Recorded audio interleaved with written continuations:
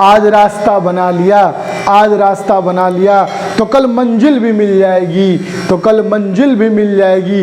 हौसलों से भरी यह कोशिश एक दिन जरूर रंग लाएगी। नमस्कार दोस्तों, मैं मुकुंद मोहन आपको अपने YouTube चैनल पे हार्दिक स्वागत करते हैं। दोस्तों, अगर किसी भी चीज़ में कंटिन्यूटी हो, यानी कोई भी कार्य अगर आप लगातार करते रहते हैं एक जोश एक जुनून के साथ, तो सफलता आज न कल आपकी कदम जरूर चूमेगी। दोस्तों, आज मैं आपके लिए ब्लड रिलेशन से कुछ सवाल लेके आया हूँ। ब्लड रिलेशन एक ऐसा टॉपिक होता है जिससे हर एग्जाम में एक या दो क्वेश्चन देखने को जरूर मिलते हैं। दोस्तों, यहाँ पे जो ब्लड रिलेशन में मुख्यतः दो चीज़ समझने लायक होती है। एक तो इसमें क्या होगा, या तो मेल होगा या तो फीमेल होगा, मतलब या तो पुरुष होगा या तो स्त्री होगा। यानी अगर इन्हीं सबों से हमारे बनेगा ब्लड रिलेशन। तो कहने का मतलब क्या है कि जब भी ब्लड रिलेशन का सवाल आपसे पूछा जाए तो आप अपने आप को लेकर के बनाया कीजिए। जैसे ब्लड रिलेशन में जितने भी सवाल पूछे जाएंगे तो टोटल 7 पीढ़ी से ज़्यादा सवाल पूछे जाएंगे, 7 पीढ़ी से आगे कोई सवाल नहीं पूछे जाएंगे। जैसे मैं अपने आप को अगर इसमें रखता हूँ तो अगर मैं बीच में हूँ, जैसे भाई बहन पति पत्नी अपने जनरेशन हो गए, मेरे से ऊपर मम्मी पापा बुआ मौसी, ये सब क्या हुआ मेरे से एक जनरेशन ऊपर, और इनसे एक जनरेशन ऊपर क्या हो जाएंगे दादा दादी नाना नानी, इससे एक जनरेशन ऊपर क्या हो जाएंगे परदादा परनानी। तो हमसे ऊपर कितने जनरेशन हो गए 3, और इसी तरह ठीक 3 जनरेशन नीचे जाएगा। जैसे मेरा कोई पुत्र हुआ या पुत्री, पुत्र पुत्री के बाद नाती पोता दोस्त आ गया, पर पोता पर नाती, ये हमारा कितना आ गया 3। तो 3 और 3 6 और 1 कितना हो गया 7। तो टोटल जो ब्लड रिलेशन का सवाल बनेगा 7 पीढ़ी से ज़्यादा से नहीं बनता है। तो आपको करना क्या है, जब भी सवाल पूछा जाए तो अपने आप को लेकर के बनाना है। इससे क्या होगा, आपको ये पता चल जाएगा कि जनरेशन ऊपर जा रहा है या जनरेशन नीचे की ओर जा रहा है। तो कहने का तात्पर्य है कि जब भी आपको ब्लड रिलेशन से सवाल मिला जाए तो आप इसमें 2 चीज़ डिनोट कीजिएगा। अगर पुरुष है तो आप इसको प्लस मान लीजिएगा, और अगर स्त्री है तो क्या मान लीजिएगा माइनस। वैसे ये कोई ज़रूरी नहीं है, लेकिन बस मैं आपको इसलिए समझा दे रहा हूँ ताकि हम जब भी सवाल करें तो अच्छे से समझ सकें।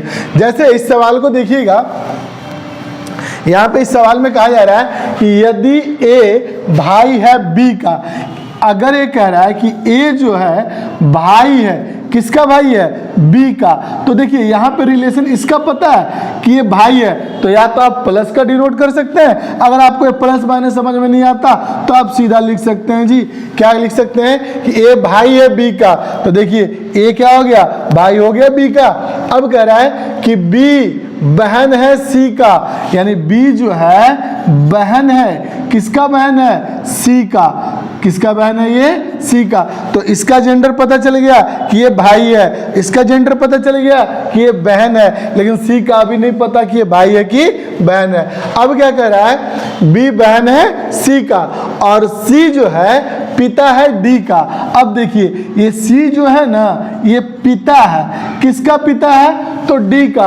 तो जो पिता होंगे तो अब आप सोचिए कॉमन सेंस लगा कि हमसे ऊपर जाएंगे या नीचे, तो हमसे ऊपर जाएंगे। तो ये सी जो है पिता हो गया, किसका पिता हो गया डी का। सी पिता किसका हो गया डी का। अब आपसे क्या कह रहा है कि डी का ए से क्या संबंध है, डी का ए से क्या संबंध है। तो जब भी यहाँ पे अक्सर गलती क्या होता है कि हम यही कंफ्यूज हो जाते हैं कि डी का कहाँ गया, डी का ए से क्या संबंध है। तो जब भी आपको ना ये से वाला का रिलेशन नहीं बताना है, जिसके पहले का लगा हुआ है, जिसके पहले जैसे डी का, तो इसका रिलेशन हमें बताना होता है। तो यहाँ पे हमारा ऑप्शन क्या है, अब देखिए डी का, तो डी का तो आपको जेंडर ही नहीं पता कि ये मेल है कि फीमेल है, पुरुष है कि स्त्री है। जब पता रहेगा तब ना बताएंगे कि इसका रिलेशन क्या है। तो इसका ऑप्शन है भाई नहीं, बहन भतीजा, सी एंड डी, मतलब निर्धारित नहीं किया जा सकता। तो इसका सही जवाब होगा डी। यानी जब भी आपको ऐसा सवाल पूछा जाए जिसमें मेल और फीमेल क्लियर रूप से न बताया जाए तो वो क्या हो जाएगा, निर्धारित नहीं किया जा सकता। उम्मीद है आपको बेहतर समझ में आ रहा होगा। चलिए सेकंड क्वेश्चन देखते हैं। सेकंड क्वेश्चन कहता है आपको कि शंकर मीता का भाई है। दूसरा क्वेश्चन आपसे कहा जा रहा है कि जो ये शंकर है, नाम लिख लीजिए या शॉर्ट में एस भी लिख सकते हैं, शंकर मीता का भाई है। किसका भाई है? मीता का, यानी ये भाई है। किसका भाई है? मीता का। ठीक है। यदि शीला जो मीता की बहन है, मीता की बहन हो गई, कौन है मीता की बहन? शीला, मीता की बहन, ये क्या हो गई भाई? बहन। शंकर मीता का भाई है, यानी ये जो शंकर है वो किसका भाई है? मीता का। अब क्या कह रहा है कि यदि शीला मीता की बहन है, यानी मीता की बहन कौन हो गई? शीला। अब रमेश की भतीजी है। भतीजी का मतलब हो गया कि रमेश कहाँ जाएगा? ऊपर, यानी ऊपर का मतलब रिलेशन में ऊपर नहीं। अब जैसे यहाँ पे आ गया रमेश, तो रमेश की भतीजी कौन हो गया? रमेश की भतीजी हो गई शीला। रमेश की भतीजी कौन हो गई? शीला। अब एक चीज सोचिए, आपसे क्या कह रहा है? शंकर का रमेश से क्या संबंध है?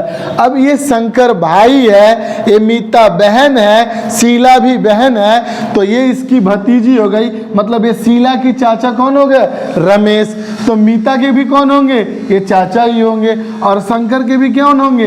ये चाचा ही होंगे। तो आपका ऑप्शन क्या है?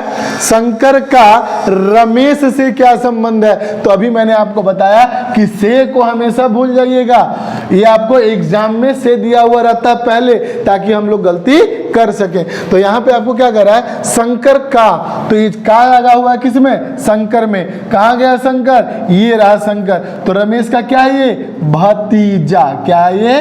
भतीजा। तो इसका जो सही जवाब होगा आपको भतीजा, ऑप्शन बी। क्वेश्चन नंबर 3 आपसे कहता है कि सुधा राहुल के बारे में अपनी एक सहेली से कहती है, यानी सुधा जो है राहुल के बारे में अपनी एक सहेली से कहती है। क्या कहती है?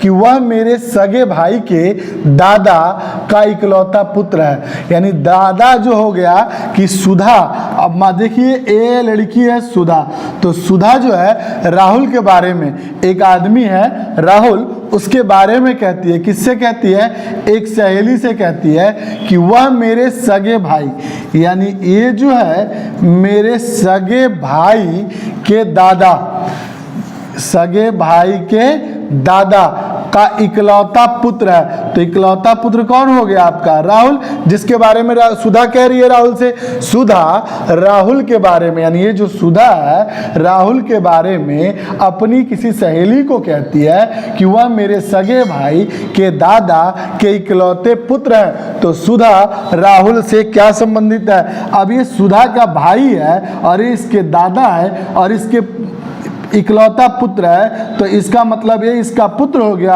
और ये इसकी पुत्री हो गई। तो इसका सही जवाब होगा आपका ऑप्शन ए, माता, बहन, चाची, और इसका सही जवाब होगा ऑप्शन डी, मतलब पुत्री। क्वेश्चन नंबर 4 क्या कह रहा है आपसे? कि राधा की ओर संकेत करते हुए। अब जैसे मान लिया जाए, संकेत का मतलब क्या होता है? मैं किसी और के इशारा किया कि ये जो लड़का है ना, ये उसका वो है, समझ रहे हैं ना? तो यहाँ पे वही इशारा है कि राधा की ओर संकेत करते हुए कृष्ण ने कहा, यानी पहले क्या आएगा? कृष्ण। अब कृष्ण ने किसके ओर संकेत किया?